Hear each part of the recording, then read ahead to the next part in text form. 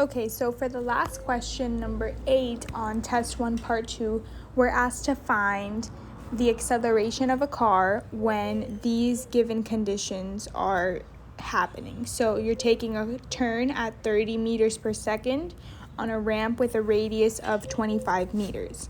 So basically what we need to do is find delta V. We need to find the acceleration. So we need to find delta V over delta T. And this will give us the acceleration. But first, we need to plug in our numbers.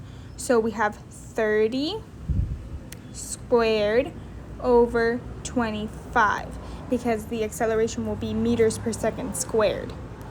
So if we solve this, we're going to get 900 over 25. And now we need to use this equation to find the acceleration. So we need to take 900 over 25 and manipulate it in order to find what the acceleration is. So now we can take these values and we can say that the acceleration of the car is equal to 900 over 25.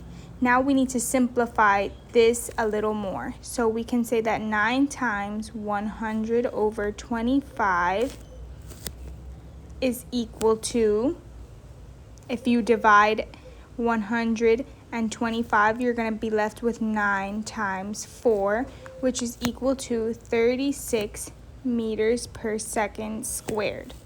And this is the answer. This is your acceleration, your A. So that means the answer to this question would be C.